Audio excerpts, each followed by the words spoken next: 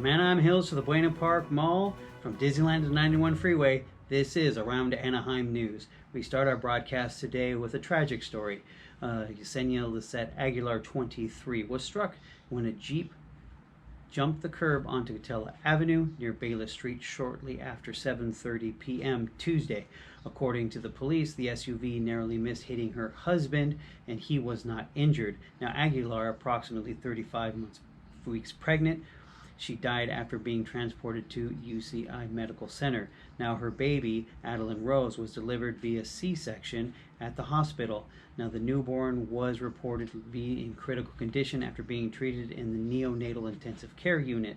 In hopeful development, the baby was breathing on her own after a respiratory tube was removed on Thursday.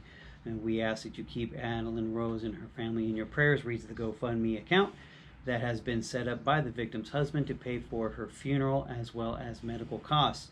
Now, James Alvarez describes Aguilar as a beloved daughter, sister, wife, aunt, and friend. Yesenia, the victim, lived in Anaheim and had been employed by Disneyland. Now, Disneyland spokesperson said that we are heartbroken by the tragic loss of our cast member Yesenia Aguilar, and we offer our deepest condolences to her family, friends, and loved ones. Now, meanwhile, the Jeep driver is identified as a 40-year-old Courtney Pandolfi of Garden Grove and was arrested after the crash. She had been booked into Orange County Jail on suspicion of murder, DUI, drugs causing bodily injury, and driving on a suspended license. Now, she's being held on a $3 million bail. Pandolfi has a long history of driving under the influence of drugs and was convicted back in 2008, 2015, and 2016. She faces a maximum sentence of life if convicted on all charges. And Pandolfi has 2 prior DUI arrests and could face murder charges in connection with the collision, according to the Anaheim Police Department. Now, she was initially treated for unspecified minor to moderate injuries at a local hospital. An investigation remains ongoing. With anyone information, we urge you to call the police at 714-765-1474. And now on to sports. Holly? Well, the Angels are going to be hosting the Freeway Series this weekend. The winners of the last 2 American League MVP awards face off this weekend in Anaheim, with Mike Trout and the Angels hosting Mookie Betts and the Dodgers beginning Friday night. Friday marks the 1/3 mark of the seasons for the Angels, who play their 20th game. Now, the game information is as follows. Friday and Saturday game time is at 6:40 p.m. Pacific Time, and Sunday at 1:10 p.m. Pacific Time. You can see it on TV at Fox Sports West, which is FS1, and Sportsnet LA, the Dodger broadcast. Now, additional news from the city of Anaheim. Carl? Now, our public works crews are here for you. Yesterday, they installed 14 evacuation route signs in Anaheim Hills as part of our Know Your Way wildfire preparedness campaign. Now, our police and fire departments have a plan to help residents evacuate as quickly and efficiently as possible during an emergency.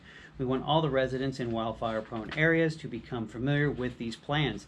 Now, the hot weather and recent fires in Southern California are a good reminder that we should all be prepared for any emergency. And now, news from the police department. Ollie? This week, Chief Cisneros, members of the Chiefs Executive Committee, along with detectives and staff of the OCFJC, which is also known as the Orange County Family Justice Center, held a drive-through back-to-school event for 60 local school students. Thanks to a grant of the Orange County Family Justice Center Foundation, these students received a backpack containing school supplies and gift cards to be used for necessities including clothes, shoes, or even groceries. Additionally, thank you to McDonald's for providing lunches. We wish these scholars the very best. And now to library news. Yeah, virtual programs.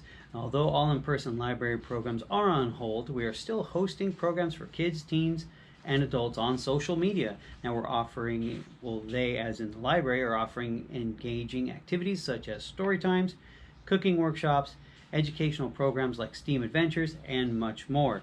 Now you can find all this information on the Facebook page, Instagram, and on YouTube at Anaheim Library. and get into the latest information about the library's virtual programs by subscribing to the newsletter at anaheim.net/library news. Now, to contact your neighborhood branch to find out how you can get the supply kit that you'll need for the next STEAM adventure. Now, the programs are as follows for August of 2020. Kids and families, we have this campfire stories, Mo Williams drawing and stories of how to draw a pigeon, Gerald and Piggy.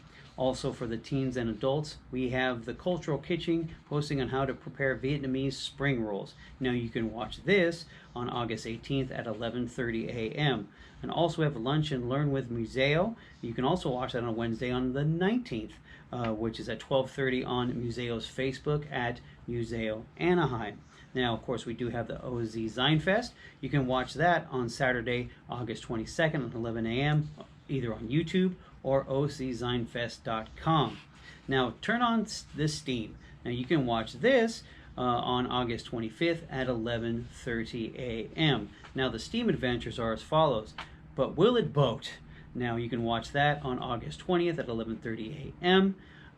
It's regarding what makes a boat float, find answers to questions and more, and enter an amazing world of boats. Now, we also have Upcycle. Now, Upcycle is your own recycled fashion statement. I like to see that. That's very interesting. You can watch that on August 27th at 11:30 a.m. And what is upcycling, you might ask, Holly? Yes. Yes, it is. Why is it important for our planet? Find the answer to these questions and create your own one-of-a-kind of beautiful, wearable art by using materials that you have around you. And now for the fun fact for Friday. Holly?